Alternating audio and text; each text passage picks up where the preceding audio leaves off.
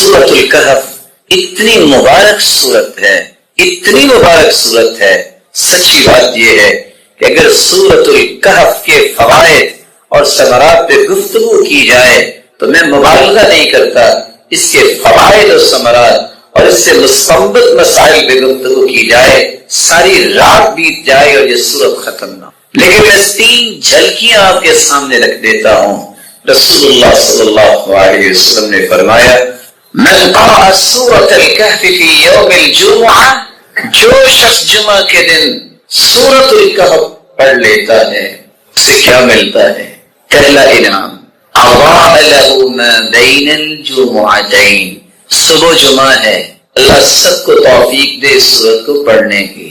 یہ سورۃ الکہف پڑھ لیتا ہے، اگلے جمعے تک اللہ عز و جلال اس کی زندگی کے اندر روشنی پیدا کر دیتے، اس کی سوچ بھی روشن، اس کی نیت بھی روشنی اور اس کے ارادوں میں روشنی، اس کے تخیلات کی وادیوں میں روشنی، تصورات روشن، اور اللہ عز و جلال نے اس کو جو توفیق دی اس کے اقوال بھی روشن، اس کے اعمال بھی روشن.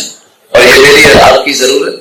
آپ نے دوسری حدیث میں فرمایا من قرأ سورۃ الکہف فی یوم الجمعہ، جو انسان سورۃ الکہف پڑھ لیتا ہے اللہ عز و جلال اس کے گناہوں کو معاف فرما دیتے ہیں. 2 جمعے کے درمیان غفر له ما بین الجمعتین وفضل 3 ایام. سورۃ الکہف جمعے کا جو پڑھ لیتا ہے 10 دنوں کے گناہوں کو اللہ عز و جلال معاف فرما دے. من قرأ 10 آیات من سورۃ الکہف، روایات بتاتی ہیں جو سورۃ الکہف پڑھ لے یا اس کی پہلی یا آخری 10 آیتوں کو یاد کر لیتا ہے عصم من فتنۃ الدجال، اللہ تعالیٰ اسے دجال کے فتنے سے محفوظ فرما دے. اس کا مطلب یہ نکلا کہ اگر دجال کے فتنے سے محفوظ انسان ہو سکتا ہے تو چھوٹی چھوٹی دجالیوں سے تو اللہ ضرور محفوظ کریں گے. میری دعا بھی ہے اور آپ سے گزارش بھی ہے، آج سے یہاں بیٹھے بیٹھے عہد کریں زندگی کا کوئی جمعہ ایسا نہیں گزرے گا جس جمعے میں ہم سورۃ الکہف نہیں پڑھیں گے. یہ تقرب الہی لینے کا پہلا طریقہ یہ ہے، جب تک اللہ کی معرفت کسی کو نہیں ہے اس کو تقرب نہیں مل سکتا. وہ یونیورسٹیاں اور کالج جو دانش گاہیں ہیں جہاں سے علم و معرفت انسان کو سیکھنا ہے، آج وہاں ایسی نسل تیار ہوتی ہے جو اللہ کا انکار کر بیٹھتی ہے. دہریے لوگ، ملحد لوگ پیدا ہو، اس قدر افسوس کی بات ہے کہ وہ پڑھنے والے اور پڑھانے والے بھی کہے کہ ہم اللہ کو نہیں مانتے. اللہ کی معرفت جب تک نہیں ہے اس نے پڑھا کیا ہے؟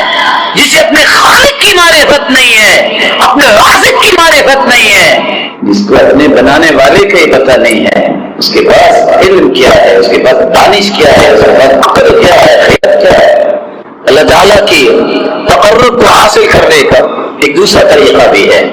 لا طریق اقرب الی اللہ من العبودیہ. جب تک آپ اپنی زندگی کے مقاصد پہ غور نہیں کرتے کہ مجھے اللہ نے بنایا کس لیے، میری قسمت میں 5 نمازیں ہی نہ ہو تو میں خوش قسمت کیسے ہو سکتا ہوں؟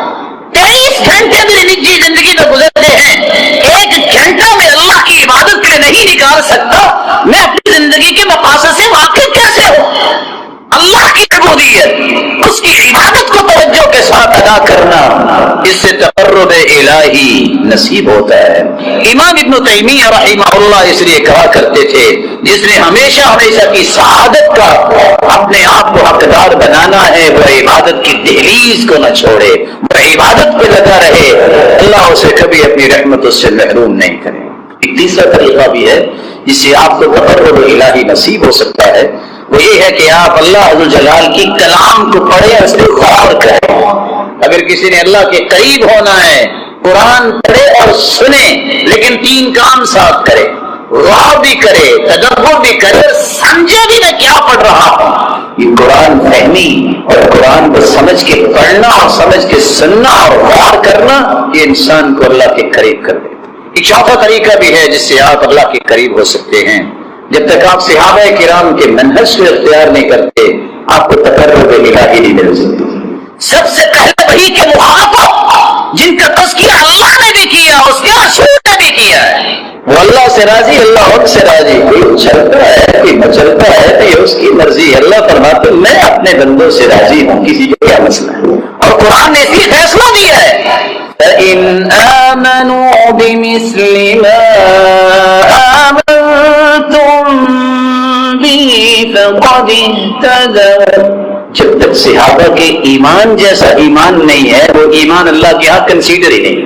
اگر منہ پھیر لوگے ان کے منہج سے اور ایسے لوگوں سے جن کے بارے میں اللہ کے رسول نے فرمایا خیر القرون قرنی ثم الذین یلونہم ثم الذین یلونہم. لوگوں یاد رکھنا کائنات میں سب سے نیک لوگ بہترین لوگ وہ ہیں جو میرے دور میں ہیں صحابہ ہیں, پھر ان کے بعد جو تابعین ہوں گے, پھر ان کے بعد جو تبع تابعین. ایک پانچواں طریقہ بھی ہے جس سے آپ تقرب الہی حاصل کر سکتے ہیں. رسول اللہ صلی اللہ علیہ وآلہ وسلم نے فرمایا, حدیث قدسی ہے, صحیح بخاری کی روایت ہے, جو میرے کسی ولی کی مخالفت کرتا ہے جنگ کے لیے تیار ہو جائے. اور اللہ کے ولی ہیں کون؟ الا ان اولیاء اللہ لا خوف علیہم ولا هم يحزنون الذین آمنوا وكانوا يتقون. سچے مومن اور تقوی والے لوگوں کو اللہ نے ولی کہا ہے اور قربانیاں ان کی ہی قبول ہو. جس نے ولی کی مخالفت کی میرے ساتھ جنگ کے لیے تیار ہو جائے. اور سیدنا انس کی روایت کی روشنی میں میں بھی کہنے لگا ہوں, آپ بھی دل میں کہیے گا. وہ کہتے ہیں اللہ کی قسم اسلام کے بعد مجھے اتنی خوشی نہیں ملی جتنی حدیث سن کے کہ قیامت کے دن جس سے محبت ہو اس کا ساتھ نصیب ہوگا. فإني أحب النبي وأبا بكر وعمر وإن لم أعمل بأعمالهم. میں اللہ کے رسول سے محبت کرتا ہوں, سیدنا ابو بکر سے محبت کرتا ہوں, سیدنا عمر سے محبت کرتا ہوں رضی اللہ عنہما. وإن لم أعمل بأعمالهم, اگرچہ میرے ایسے اعمال نہیں لیکن اس محبت کی وجہ سے میرا رب ان کا ساتھ نصیب فرمائے گا. تقرب الہی جس کے 5 پہلو آپ نے سنے, چھٹا پہلو بھی ہے. انسان نے اگر اللہ کا تقرب لینا ہے تو ایک بہت عمدہ اور آسان کام یہ ہے کہ اللہ کا ذکر جو ہے وہ اپنی زندگی کا لازمہ بنائے. جو راحت اللہ نے اپنے ذکر میں رکھی ہے, جو اپنے محبوب کے اوپر درود بھیجنے کی عظمت بیان کی گئی ہے حدیث میں, کیا ہی کمال. چلتے پھرتے انسان کی زبان پہ اللہ کا ذکر ہو, بلند آواز نہیں بھی نکالتا تو دل میں ہی کہے سبحان اللہ, اللہ تو پاک ہے, الحمدللہ, اللہ اکبر, لا الہ الا اللہ, حسبی اللہ ونعم الوکیل, یا حی یا قیوم برحمتک استغیث استغفر اللہ, اللہ اللہ ربی لا شریک لہ. ایک 7واں طریقہ بھی تقرب الہی کا ہے, کثرت سجود. رسول اللہ صلی اللہ علیہ وسلم نے فرمایا اقرب ما یکون العبد من ربہ وهو ساجد. سب سے قریب انسان اللہ کے اس وقت ہوتا ہے جب وہ سجدے کی حالت میں ہوتا ہے. اس لیے سجدے کثرت سے کیا کریں. اللہ کے رسول کو جب بھی کوئی خوشی آتی فوراً سجدہ ریز ہو جاتا, جب بھی کوئی غم فکر آتا فوراً نماز شروع کر دیتے. جن کو اللہ کی عبادت میں تلذذ آتا ہے ان کا جی نہیں چاہتا سجدوں سے سر اٹھانے کا.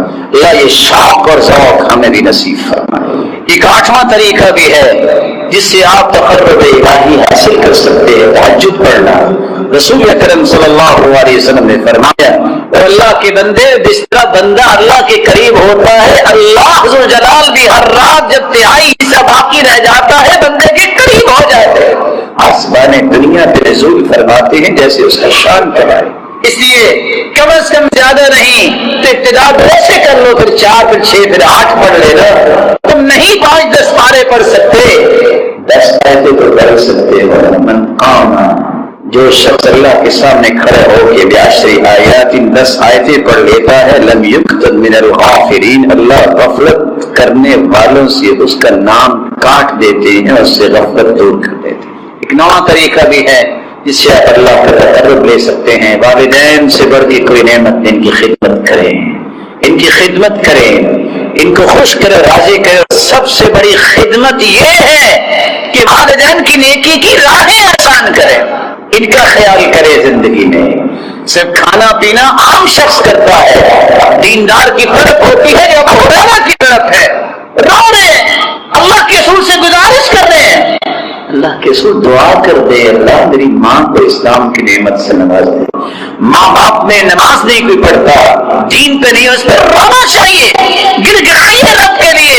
جس طرح دنیا میں اکٹھے رہنا ہم پسند کرتے ہیں، یا اللہ جنت میں اتنا اکٹھا فرما۔ 10ویں اور آخری بات، مسکینوں سے محبت کرنا، اس سے بھی اللہ ذوالجلال کا تقرب نصیب ہوتا ہے۔ اللہ ذوالجلال ایسے لوگوں سے نیکی کرنے اور احسان کرنے اور ان سے محبت کرنے کی توفیق عطا فرمائے۔ ایک چھوٹا سا قصہ پڑھ کے انسان دنگ رہ جاتا ہے۔ آج کیوں آتا ہے لوگ جھڑکتے ہیں، سلف کا یہ رویہ تھا، جس کو صدقہ دیتے اس کا ہاتھ پکڑ کے چوم کے دیتے۔ یہ وہ شخص جس کے دینے کی وجہ سے مجھے قیامت کو یہ انعامات ملنے ہیں، اتنی محبت کیا، اور ہم کہتے ہیں یہ ختم ہی نہیں ہوتے۔ یاد رکھیے ایک لمحہ لگتا ہے بادشاہ فقیر ہوتے، اور ایک لمحہ لگتا ہے کہ کنویں سے نکال کے اللہ تخت پہ بھی بٹھا دیتے ہیں۔ اس لیے اللہ کے دیے ہوئے سے دینا ہی پسند کیا کریں۔ یحییٰ بن معاذ کہا کرتے تھے دانے تو بہت دیکھے ہیں، لیکن کیا کمال کا یہ دانا ہے جو صدقے میں دیا جائے، جو دانا پہاڑ بن کے نیکیوں کا قیامت کو مل جائے۔ رزق دینے والا تو اس کو چاہے دے کے آزمائے، جس کو چاہے تنگی دے کے آزمائے۔ آزمائش دیکھنا یہ ہے کہ کون اس میں کامیاب ہوتا ہے۔ کافر دنیا کی رنگینی سے خوش ہوتے ہیں، انہیں شریعت سے کوئی سروکار نہیں، پیسہ کیسے کر سکتا ہے، مال کیسے جمع ہو سکتا ہے، ان کی صرف ایک ہی سوچ ہوتی ہے کافر۔ وَفَرِحُوا بِالْحَيَاةِ الدُّنْيَا، اللہ نے ساتھ ہی فیصلہ سنا دیا، وَمَا الْحَيَاةُ الدُّنْيَا فِي الْآخِرَةِ إِلَّا مَتَاعٌ، اور آخرت کے مقابلے میں پوری دنیا اتنی ہے جتنا ایک متاع ہوتا ہے۔ متاع کیا ہے؟ امام اصمعی رحمہ اللہ جب اس آیت میں پہنچے تو سوچتے ہیں متاع کس کو کہ اللہ نے پوری دنیا کو متاع کہہ دیا ہے، کہ دنیا تو ہے ہی متاع۔ عربی کا یہ حق ہے، دیہاتوں میں نکلا کہ اس کا معنی میں دیکھتا ہوں کہ لوگ کرتے کیا ہے۔ جب یہ بات سنی تو حیران رہ گئے۔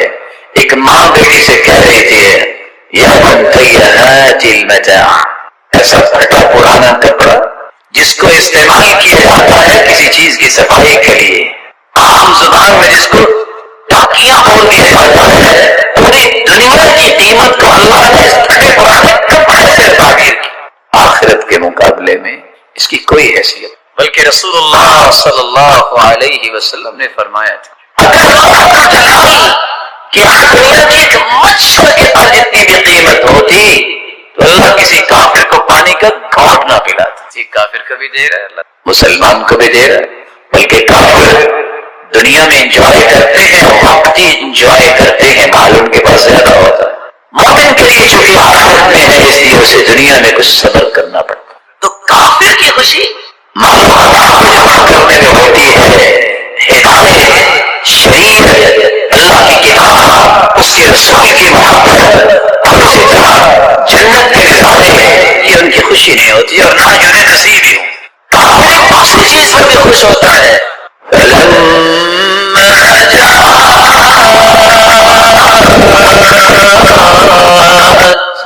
رسلهم بالبينات فرحوا بما عندهم من العلم وحاق بهم ما كانوا به يستهزئون۔ جب ان کے پاس اللہ کے پیغمبر اللہ کی طرف سے بینات اور واضح دلائل لے کے آئے، انہوں نے اس شریعت کو، اس وحی کو ٹھکرا دیا۔ کافروں نے کہا کہ جو ہمارے باپ دادا کہتے تھے نا ہم تو اس پہ راضی ہیں، ہمیں تو خوشی ہے کہ ہم اپنے باپ دادا کے دین پر ہیں۔ فرحوا بما عندهم من العلم، اور اس لیے اللہ جلال نے دوسری جگہ دو حقیقتوں کو بیان کیا ہے۔ خوش تو قارون بھی بڑا ہوا تھا، ان قارون كان من قوم موسى فبغى عليهم وآتيناه من الكنوز ما إن مفاتحه لتنوء بالعصبة أولي القوة إذ قال له قومه لا تفرح إن الله لا يحب الفرحين۔ قارون کے بہت بڑے خزانے تھے، 9 لوگ تو صرف اس کے خزانوں کی چابیاں ہی اٹھاتے تھے۔ قوم نے کہا اتنا کرنے اچھلنے کی بات نہیں ہے، اللہ اس خوشی کو پسند نہیں کرتے کہ اللہ کا نام ہی نہ کبھی لیا جائے، مال کو اکٹھا کرنے میں انسان دھت ہو جائے، نشے میں چلا جائے، گمراہ ہو جائے، تو کسی طریقے سے مال مجھے ملنا چاہیے، اسے اللہ یاد ہی نہ رہے، اللہ اس خوشی کو پسند نہیں۔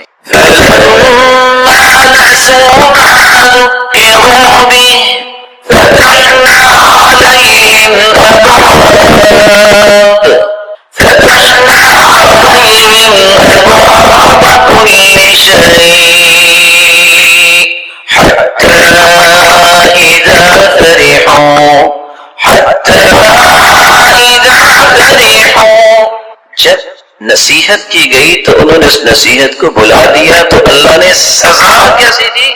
دروازے کھول دیے ان کے اوپر۔ جب انہیں نعمتیں ملی، نعمتوں پہ اچھلنے لگے، اللہ کی پسند ہے تو ہمیں نعمتیں ملی ہے نا۔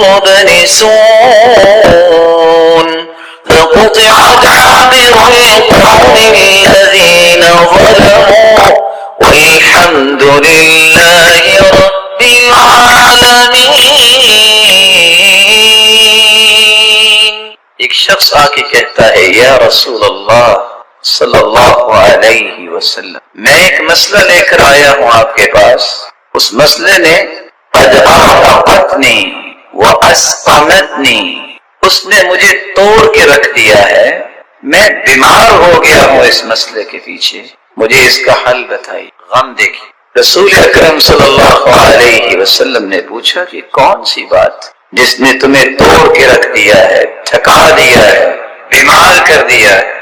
احزنتنی، اس شخص نے کہا کہ مجھے غم زدہ کر دیا۔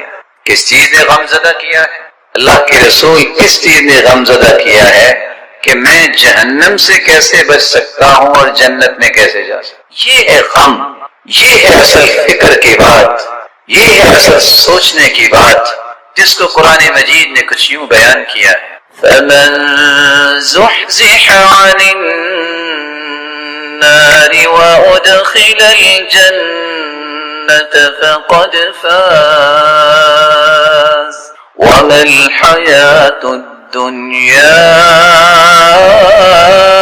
إِلَّا مَتَاعُ الْغُرُورِ۔ رسول اللہ صلی اللہ علیہ وسلم نے اس لیے ساری امت کو یہ سبق دے دیا ہے، صبح کی نماز پڑھ لو، پڑھنے کے بعد ایک دعا کبھی نہ بھولو۔ ہر روز اللہ کے رسول یہ دعا پڑھتے اور صحابہ کو سکھا دیا۔ دعا کیا ہے؟ اللہم انی اسألک علما نافعا، اللہ علم وہ دے جس سے نفع ملے، مجھے بھی، میرے گھر والوں کو بھی، میرے پیرنٹس کے بعد میرے خاندان کو بھی، میرے معاشرے کو بھی، میری قوم و ملت کو بھی نفع مند علم عطا کر، ورزقا طیبا، اللہ میں مثالی نوجوان بننا چاہتا ہوں، مجھے رزق وہ دے جس کو پاکیزہ کہتے ہیں، حلال لقمہ دے، میں حرام کے قریب نہ جاؤں، وعملا متقبلا، اللہ مجھ سے کام وہ کروانا جو تیرے ہاں بھی شرف قبولیت سے نوازے اور اس کے نتیجے میں آپ بھی بلا۔ اس کی تیاری کیسے کرنی چاہیے؟ سب سے پہلا کام آپ صلی اللہ علیہ وآلہ وسلم نے کہا تھا، لمبی امیدوں سے بچ جاؤ، مت سوچو ابھی میں جوان ہوں گا، پھر میں بوڑھا ہوں گا، پھر جا کے مجھے بخار ہوگا یا کوئی مسئلہ ہوگا، غم آئے گا، پھر مجھے دل کی بیماری لگے گی۔ یہ عام لوگوں کی سوچ ہے۔ پھر ڈاکٹر کے پاس جائیں گے، پھر کچھ دن میں ہاسپٹل میں رہوں گا، لوگ عیادت کے لیے بھی آئیں گے، پھر آخر کرتے کرتے فوت ہو جاؤں گا۔ فرمایا اذا امسیت فلا تنتظر الصباح، شام ہو جائے تو صبح کا انتظار نہ کرنا، واذا اصبحت فلا تنتظر المساء، صبح ہو تو شام کا انتظار نہ کرنا، یہ امیدیں لمبی لگانا چھوڑ دے۔ صلاح اول هذه الامه للزهد واليقين ويهلك آخرها للبخل والامل، صحیح الجامع کی روایت ہے۔ اور دوسری روایت نجا اول هذه الامه للزهد واليقين، پہلے لوگوں کو نجات ملی، ان کی اصلاح کا راز یہ تھا، ان کے اندر یقین تھا، اللہ کی ذات پر بھی، قرآن پر بھی، آخرت پر بھی، موت پر. اور ان کے اندر زہد تھا. زہد یہ ہے ہر وہ چیز جو اللہ کی راہ میں رکاوٹ بنے اس کو چھوڑ دینا. ان کے اندر تقویٰ تھا.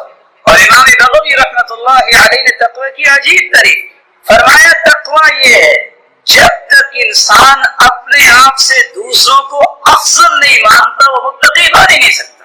سبحان اللہ. یہ وہ بات ہے امام بغوی کی جو حدیث کی روشنی میں انہوں نے کہی کہ عمر رضی اللہ تعالی عنہ، عبد الرحمن بن عوف رضی اللہ تعالی عنہ عالمی منڈی میں صف اول کے تاجر ہے، صف اول کے نمازی ہیں. یہ وہ صحابی ہیں جن کے پیچھے محمد مصطفیٰ نے بھی نماز پڑھی. جب آپ سلو کروانے گئے اور سلو کرواتے کرواتے لیٹ ہو گئے تو عبد الرحمن بن عوف نماز پڑھا رہے تھے اور اللہ کے رسول صلی اللہ علیہ وسلم آپ کے ملے اور جو رکھتے تو رہ گئی تھی آپ نے بعد میں پڑھی. یہ وہ صحابی ہیں جن کے پاس سعد رضی اللہ تعالیٰ عنہ کی بیٹی نظر آئی. اس سے دیکھ کے کھانا کھاتے کھاتے چھوڑ کے رونے لگ گئے. کہتے ہیں یہ اس انسان کی بیٹی ہے، ہوا خیر منی، وہ مجھ سے اچھا تھا. اللہ کے اشرا مشرا میں سے عبد الرحمن بن عوف ہے. کہتے ہیں یہ اس کی بیٹی ہے جو مجھ سے اچھا تھا. رسول اللہ صلی اللہ علیہ وآلہ وسلم نے اسے فرمایا جب صبح کرو تو شام کا انتظار نہ کرو، شام کرو تو صبح کا انتظار نہ کرو. لمبی امیدیں یہ امت کے آخری لوگوں کو ہلاک کر دیں گی اور بخل ہلاک کر دے گی. بخل کا معنی صرف یہ نہیں ہے کہ آپ مال نہیں خرچ کرتے. اپنی صلاحیت، اپنی صحیح رہنمائی اور مشورہ، اپنا وقت، اپنی ہر وہ صلاحیت جس سے آپ امت کو نفع دے سکتے ہیں اس کو خرچ کرنے میں بخل کرنا یا اپنے بناوٹی اصول کشید کر کے اس کے مطابق صلاحیتوں کو لگانا، یہ وہ بخل ہے. مال کا بخل اتنا خطرناک ہے کہ قیامت کو وہ گنجا سانپ بن جائے گا. یہ صلاحیتیں جو اللہ نے عطا کی ہیں جس سے آپ امت کو قائم کرنا اور اس کو کھڑا کرنے کا کردار ادا کر سکتے ہیں اتحاد و اتفاق اور یگانگت کے ساتھ. اگر اس میں بھی بخل ہوا تو یہ سزائیں بھی کل قیامت کو تیار ہوں گی. کیا کمال کا فکر تھا ابن القیم رحمۃ اللہ علیہ کا. وہ کہا کرتے تھے مال کا بخل جو ہے وہ تو وہ کر سکتے ہیں جن کے پاس مال ہو، لیکن مال امیروں کے پاس ہوتا ہے. صلاحیت کا بخل جو ہے یہ غریب بھی کرتے ہیں کیونکہ اکثر غریب لوگ زیادہ صلاحیتوں والے ہوتے ہیں. اور جتنا بھی دیکھا گیا ہے کہ بڑے بڑے کام ان لوگوں نے کیے ہیں جو پیسے کے پیچھے نہیں گئے. حسن بصری رحمہ اللہ تعالی کی بات کو دلیل بناتے ہوئے جب انہوں نے کہا بیٹا ذرا جا کے دیکھو مسجد میں پہلی صف میں کون بیٹھے ہیں، دوسری تیسری میں کون بیٹھے ہیں، تو شاگرد نے آ کے بتایا سارے فقیر ہی بیٹھے ہیں. کہا بیٹا ایک بات یاد رکھنا قیامت کو بھی صفیں اسی طرح بننی ہے، قیامت کو بھی صفیں اسی طرح ہی بننی ہے. اللہ کے نزدیک وہی ہوگا جو آج دنیا میں پہلی صف میں ہوتا ہے. اور صحیح بخاری کی روایت ہے جو جتنا پیچھے رہتا ہے اللہ اس کو بھی اتنا اپنی رحمت سے دھکیل دیتے ہیں، پیچھے کر دیتے. ایسے تو نہیں اللہ کے رسول نے فرما دیا تھا لو علم الناس لو يعلم الناس ما في النداء والصف الاول ثم لم يجدوا الا ان يستهموا عليه لاستهموا عليه. اگر لوگوں کو پتہ چل جائے اذان کا اور اس کی فضیلت کا اور پہلی صف کا تو ان کو قرآ ڈالنا پڑے تو قرآ ڈال کے وہ آگے پہلی صف میں بیٹھے. اسی لیے صحابی نے قرآ ڈالا تھا کہ اذان میں نے کہنی، دوسرا کہتا تھا میں نے کہنی، قرآ ڈالا گیا. پیدل چل کے آنا دور کی بات ہے، گھٹنوں پہ رینگ کے آنا بھی پڑے تو پہلی صف میں پہنچے. اتنی فضیلت ہے. ہر کام کی پہلی صف میں کھڑا وہی ہوتا ہے جس نے اللہ کے ہاں پہلی صفوں میں کھڑا ہونا ہے. حدیث کے الفاظ 120 صفحے قیامت کو ہوں گی جنتیوں کی، 80 صفحے صرف اس امت کی ہوں گی اور باقی 40 صفحے 1,24,000 پیغمبروں کی امتوں میں سے ہوں گی. یہ بھی بہت بڑا اعزاز ہے اس امت کا کہ اس امت سے جنتی ان کی 80 صفحے ہوں گی اور 40 صفحے باقی تمام امت. رسول اکرم صلی اللہ علیہ وآلہ وسلم نے موت کی تیاری کا دوسرا طریقہ بیان کیا ہے. یا من بدنیا اشتغل وقد غرك طول الامل الموت يأتي بغتة والقبر صندوق العمل. یا من بدنیا اشتغل، اے دنیا میں اپنے سر مارنے والے ملے گا کچھ نہیں. تم نماز پڑھ لو، روزہ رکھ لو، تمہاری دنیا بھی دین بن جائے گی. تم اللہ کی مرضی کے مطابق دنیا کے لیے معاملات کر لو تو وہ دنیا نہیں رہتی، وہ بھی دین بن جائے۔ مرضی اپنی نہیں، رب کی مرضی کے مطابق آ جاؤ گے، تمہارا شوق پہ بیٹھنا، پھٹے پہ بیٹھنا، کسی آفس میں بیٹھنا بھی عبادت بن جائے۔ الموت یاتی بغتہ، موت اچانک آتی ہے۔ اے لمبی امیدوں میں گمراہ ہونے والے، وقد غرک طول الامل، لمبی امیدوں نے دھوکہ دے رکھا، یہ کروں گا، یہ کروں گا، یہ کروں گا، کرتے کرتے کرتے ہوتا ہوا ہے جو اللہ نے فیصلہ کیا اور پتہ چلا وہ تو جی فوت ہو چکا ہے اور دفنایا بھی جا چکا ہے۔ مت لمبی امیدوں کے پیچھے لگو، بلکہ ہر وقت گناہوں سے توبہ کی جائے۔ رسول اللہ صلی اللہ علیہ وسلم نے فرمایا تھا ان للتوبۃ بابا عرض ما بین مصراعی ما بین المشرق والمغرب لا یغلق حتى تطلع الشمس من مغربها، توبہ کا دروازہ کھلا ہے، کسی وقت بھی ہو سکتی ہے، کوئی وقت مقرر نہیں، قیامت تک یہ کھلا رہے گا۔ اور اتنا بڑا دروازہ جتنا مشرق و مغرب کا فاصلہ ہے، اتنا بڑا یہ توبہ کا دروازہ ہے، یہ اس دن بند ہوگا جس دن قیامت ہوگی۔ من مات فقد قامت قیامتہ، جو فوت ہو جاتا ہے اس کی قیامت تو قائم اسی دن ہی ہو جاتی ہے، کسی موت سے پہلے پہلے، بلکہ موت کی غرغراہٹ سے پہلے پہلے۔ حدیث میں آتا ہے توبہ کر لو، ان اللہ یقبل توبۃ العبد ما لم یغرغر ما لم یغرغل، دونوں روایتیں ہیں۔ موت کی غرغراہٹ، جب انسان بات کرتا ہے سمجھ نہیں آتی، یہ وہ وقت ہوتا ہے فَإِذَا بَلَغَتِ الْحُلْقُ، جب روح ہنسلی تک پہنچ جاتی ہے، وَعَيَنَ الْمَلَكُ، فرشتہ نظر آ چکا ہوتا ہے اور اس کی نظریں ٹک جاتی ہیں، کچھ کہنا چاہتا ہے نہیں کہہ پاتا، ہمت نہیں ہے۔ عمر بن عاص رضی اللہ تعالیٰ عنہ بڑے بہادر انسان تھے، کہا مجھے تعجب ہوتا ہے ان لوگوں پہ جو دیکھ رہے ہوتے، جو بات کر رہے ہوتے، موت آ جاتی ہے تو کم از کم بتا ہی دے کیا ہو رہا ہے، موت کی تکلیفیں کیسی ہے، لیکن بتاتے نہیں۔ جب ان کا وقت آیا تو کسی نے کہا تم بتاؤ نا، تم تو بڑے بہادر ہو۔ کہا مجھے لگتا ہے ایسا ہے کہ ساتوں کے ساتھ آسمان میرے اوپر گر پڑے، مجھے ایسے لگ رہا ہے کہ ساتوں کے ساتھ آسمان میرے اوپر گر پڑے۔ آپ سوچ سکتے ہو کہ جس کے اوپر آسمان گر پڑے، اتنا بڑا آسمان، اس پہ کیا بیتی ہے۔ تیسرا کام، موت کی تیاری وہ کر سکتا ہے۔ اللہ کے رسول نے فرمایا جہاں تمہیں زندگی کو غنیمت جاننا ہے اور لمبی امیدوں کے پیچھے نہیں پڑنا بلکہ اپنی زندگی کے لمحات کو استعمال کرنا ہے، وہاں تمہیں موت کی یاد بھی دلائے گی۔ جنازے پڑھو گے، قبرستان میں جاؤ گے کسی کو دفنانے، قبروں کی زیارت پہ جاؤ گے کہ ہمیں سبق ملے، کبھی قبرستان کا چکر لگا دیں گے۔ کچھ لوگوں کے یہ جھگڑے کہ بس یہ ہوا وہ ہوا، آپ قبرستان میں چکر لگائیں، کوئی جھگڑا نہیں، کوئی اونچی آواز سے نہیں بولتا، تھے بڑے بڑے جابر، لیکن ان کی یہ جابری کو اس جبروتیت والے نے سر توڑ دیا کہ مٹی میں مٹی ہو چکی۔ اس لیے کبھی قبرستان کا چکر بھی لگانا چاہیے۔ کیا ملتا ہے؟ فَإِنَّهَا تُذَكِّرُ الْآخِرَةَ۔ مسلمانوں، میں نے تمہیں پہلے قبروں کی زیارت سے منع کیا تھا، قبرستان نہ جانا، ابتدائی اسلام میں۔ بعد میں اجازت دی تو 5 کاموں کے لیے کہا، اس لیے جاؤ تذکر الآخرہ، تمہیں آخرت یاد کروائے گی، جامع ترمذی کی روایت ہے 105 میں۔ دوسرا، تم جب قبرستان کا چکر لگاؤ گے تو ہوگا کیا؟ ترق القلب، جب تم قبریں دیکھو گے اچھا یہ بھی تھا یہ بھی تھا، تمہارے دل نرم ہو۔ تیسرا کام، تدمع العین، تمہاری آنکھوں سے آنسو آ جائیں گے اور تمہاری آنکھوں کو سمجھ آئے گی کہ ہاں یہ رونا جو ہے اس بات پہ دلیل ہوگا کہ تمہارا دل ڈر گیا ہے۔ اور چوتھی بات، وَلَا تَقُولُوا هُجْرًا، غلط بات نہ وہاں کہنا۔ اور اگلی روایت کے الفاظ ہیں وَلَا تَقُولُوا مَا يُسْخِطُ الرَّبَّ، ایسی ہر بات سے بچ جانا جس سے رب کی ناراضگی ہو۔ اور بعض آثار میں جس میں علماء نے کلام بھی کی ہے، تزہد الدنیا، انسان کی دنیا کی رغبت دور۔ لیکن یہ تو وہ قبریں ہوں گی نا جو سنت کے مطابق اچھی قبریں بنی ہوں، کس طرح کھائیاں نظر آئیں تو وہاں آخرت یاد بھی آتی ہے، اپنا آپ یاد آتا ہے، میں نے بھی یہاں اس طرح کی جگہ پہ آنا ہے، وہاں رونا بھی آتا ہے۔ اور جہاں قیامت کی نشانی کا ظہور ہو چکا ہو، حدیث میں آتا ہے لا تقوم الساعة حتى تضطرب علیات نساء دوس، دوس قبیلے کی عورتیں رقص کریں گی، اس وقت تک قیامت نہیں آئے گی۔ اور کہاں کریں گی؟ حول ذی الخلصہ، ذو الخلصہ بت جو بنا ہوا ہے اس کے کے پاس رقص کریں گے. آج بڑے بڑے قبے اور بڑے بڑے دربار اور وہاں رقص بھی ہوتا ہے.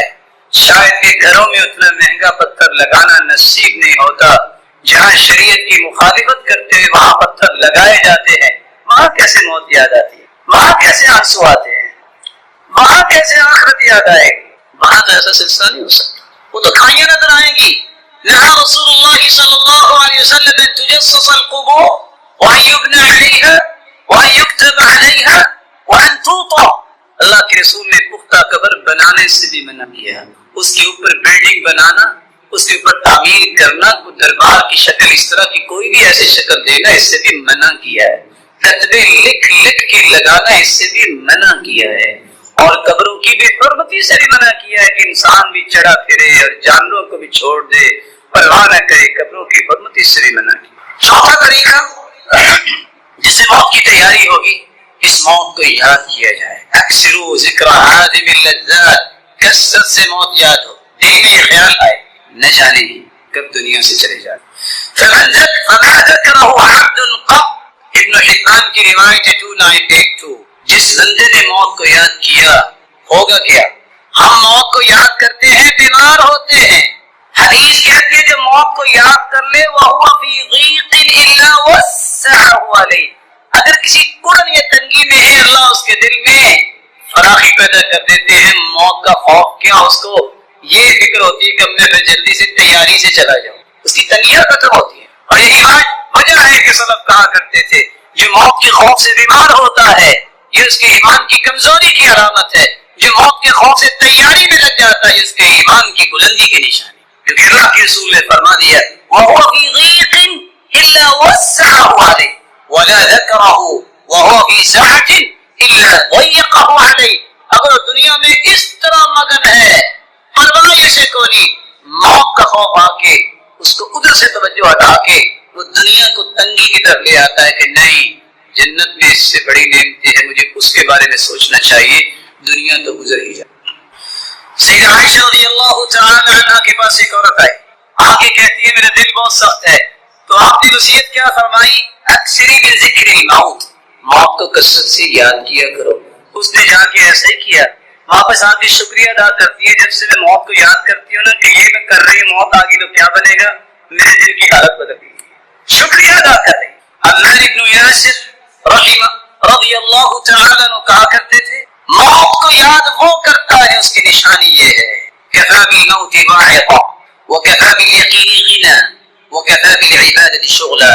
موت یہ سب سے بڑا نصیحت کا پہلو ہے جو اسے اختیار کر لے. یقین یہ ہے کہ وہ مستغنی ہو جائے دنیا سے، ہوگا میرے رب کے حکم سے. دنیا کی کوئی طاقت میرا نہ بھلا کر سکتی ہے نہ نقصان کر سکتی ہے، میرے رب کا فیصلہ ہوگا.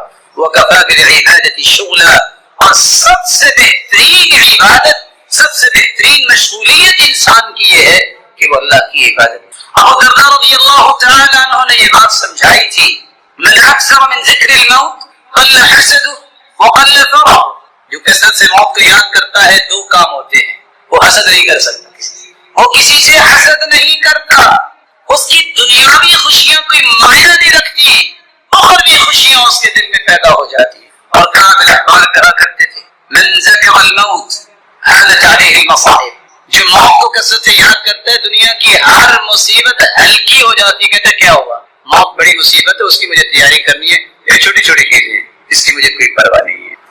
حسن بصری رحمہ اللہ تعالی فرمایا کرتے تھے وما الزم عبد قلبه ذکر الموت الا صغرت الدنيا عليه وهان عليه جميع ما فيها. جو کثرت سے موت کو یاد کرتا ہے اس کے سامنے دنیا بہت چھوٹی ہو جاتی، دنیا کی پرواہ چھوڑ دیتا ہے. یہ بھی ایک نشانی ہے کہ یہ موت کو یاد کرتا. امام اوزاعی رحمہ اللہ تعالی فرماتے لا اکثر عبد ذکر الموت الا كفاه اليسير. جس کو موت یاد ہوتی ہے اس کو تھوڑی چیز پہ بھی قناعت آ جاتی ہے. جو قناعت نہیں کرتا اس کا مطلب یہ ہے کہ اس کو موت یاد نہیں. اللہ اس کی تھوڑی چیز میں بھی برکت ڈال دے. جب آپ بیان کرتے ہیں من اکثر ذکر الموت اکرم بثلاث، جو موت کو یاد کرتا ہے اسے 3 انعام اللہ دنیا میں دے دیتے ہیں. پہلا انعام تعجیل التوبہ، وہ جلدی سے اپنے گناہوں کی توبہ کر لیتا ہے. وترک الرضا بالکفاف والتکاسل العبادة عبادت میں سستی چھوڑ دیتا ہے یہ اللہ اسے انعام دیتے ہیں. اور وترك الرضا بالكفاف اس کو برابر برابر بھی نہ ملے وہ پھر بھی راضی ہے. اللہ کے رسول نے فرمایا تھا کہ اللہ مجھے اتنا رزق ضرور دے کہ میں کسی کے سامنے ہاتھ نہ پھیلاؤں. یہ دعا سکھائی امت کو. اور ساتھ یہ فرمایا وقد افلح من رزق كفافا جس کو برابر برابر رزق دیا گیا نہ اتنا زیادہ کہ وہ طغیانی میں آ جائے نہ اتنا کم کہ لوگوں کے سامنے ہاتھ پھیلائے یہ کامیاب ہو گیا. اور یہاں بیان کر رہے ہیں کہ اگر برابری بھی نہیں ملی تو یہ اس پہ بھی راضی ہے.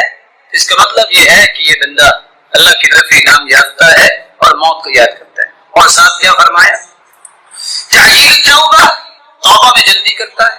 قناعت القلب دل کی قناعت اسے نصیب ہو جاتی ہے. نشاط العبادہ عبادت میں ہر وقت جو ہے قوت کے ساتھ لگتا ہے. ومن نسی عوقب بثلاث اور جو موت کو بھول جاتا ہے اس کے اندر 3 برائیاں پیدا ہو جاتی ہیں. تسویف التوبہ کہتے ہیں توبہ کر ہی لیں گے کوئی بات نہیں. وہ تکاسل فی العبادہ اور عبادت میں سست ہو جاتا ہے. وترک الرضا اور اللہ نے جو کچھ دیا ہے اس میں راضی ہوتا ہی نہیں. یہ 3 علامتیں اس کے اندر پیدا ہوتی ہیں کہ یہ موت کو یاد نہیں. رسول اللہ صلی اللہ علیہ وآلہ وسلم نے 5واں طریقہ بیان کیا ہے کہ آخرت کی اور موت کی تیاری کیسے ہوگی. موت کی سختیوں کو بھی یاد کرو. آپ صلی اللہ علیہ وسلم اپنے آخری وقت میں اپنا ہاتھ مبارک پیالے میں ڈالتے اور پانی میں بھگو کے اپنے چہرے انور پہ لگاتے اور کہتے ان للموت سکرات ان للموت سکرات موت کی سختیاں ہیں. اور آپ کثرت سے پڑھ رہے تھے لا الہ الا اللہ اللہ جلال کی توحید کو بیان کر. اور آپ اس طرح ہاتھ ہی اٹھایا تھا اللہم بالرفیق الاعلی ہاتھ اٹھا اللہ کے پاس چلے گئے ہاتھ اسی طرح ہی مائل ہو گیا نیچے آ گیا. صحیح بخاری کی روایت 449 یہ بتاتی ہے کہ موت کی سختیاں ہیں. اور یہاں یہ بات بھی سمجھنا ضروری ہے. سیدہ عائشہ کہا کرتی تھی ہم سنتے تھے کہ لوگ کہتے ہیں موت کے وقت پریشانی آتی ہے شاید گناہوں کی وجہ سے. میں نے اللہ کے رسول صلی اللہ علیہ وآلہ وسلم کو دیکھا تو مجھے یقین ہوا کہ نہیں یہ اللہ کا فیصلہ ہے. کسی کو کس طرح بلا لیتا ہے کسی کو کس طرح بلا لیتا ہے. گناہوں کی وجہ سے اس طرح کی چیز نہیں ہوتی ہے اللہ جانتا ہے. اس لیے موت کی سختیاں جو ہیں وہ تو ہر ایک پہ وارد ہوں گی. کس طرح وارد ہوں گی وہ اللہ جانتا ہے. رسول اللہ صلی اللہ علیہ وآلہ وسلم کے صحابی عمر رضی اللہ تعالی عنہ جب انہوں نے کعب سے پوچھا موت کے بارے میں بتائیے تو کہا موت کے بارے میں امیر المؤمنین مجھ سے پوچھ رہے ہو ان الموت كغصن كثير الشوك ادخل في جوف رجل واخذت كل شوكة بعرق ثم جسده رجل شديد الجسد فاخذ ما اخذ.